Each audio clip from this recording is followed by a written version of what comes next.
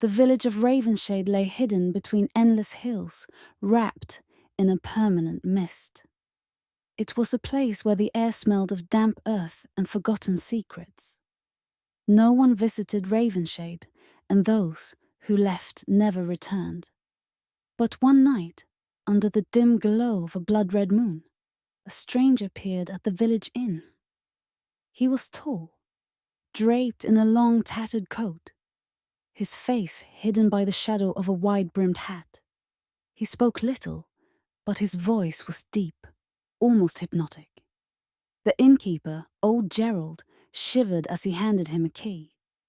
The stranger merely smiled, a slow, eerie smile that sent chills down Gerald's spine.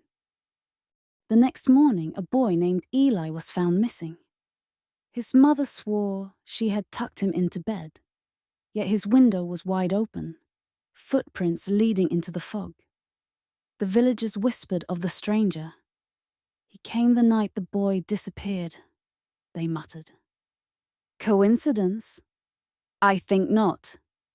A search party formed, lanterns flickering as they stepped into the thick fog that had swallowed Eli whole. At the inn, the stranger sat by the fireplace, his fingers tapping rhythmically on the wooden table. When Gerald finally worked up the courage to ask him about Eli, the stranger lifted his head. "Do not search for the boy," he said. His voice was calm, but his eyes, glowing amber in the firelight, held a warning. Some things are not meant to be found. Ignoring the warning, the villagers ventured deeper into the forest. The trees loomed overhead, their branches twisting like skeletal fingers. Then they heard it. A whisper, soft at first, then louder. A voice calling each of their names. "Eli?" one of the men called. Suddenly, a lantern flickered out. Then another. A scream rang through the night, and when they turned, one of the villagers was gone. The few who returned ran straight to the inn. They demanded answers from the stranger, who remained eerily calm. "The fog is not what it seems," he finally said. "It is alive. It feeds on the lost, lures them with familiar voices, traps them between worlds." "And Eli?" Gerald asked. The stranger sighed. "He's already part of it now." The villagers, consumed by fear, decided the stranger was to blame. "You knew! You let this happen!" they shouted.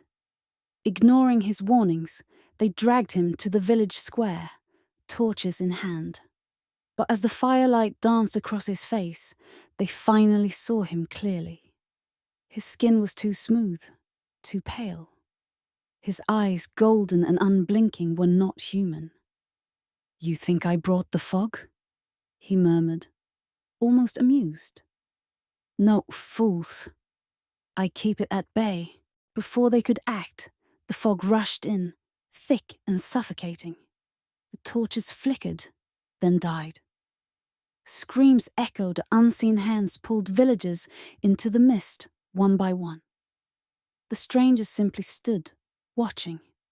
When the fog finally retreated, only a handful of villagers remained, Gerald among them. The stranger still stood in the square, untouched. "I warned you?" he said softly. The few survivors fell to their knees, shaking. The stranger turned, walking into the fog. It parted for him, as if it recognized him. "Who? What are you?" Gerald whispered. The stranger paused, tilting his head slightly. "A gatekeeper," he said. "I do not bring the fog. I decide who it takes." And with that, he vanished, leaving only silence behind.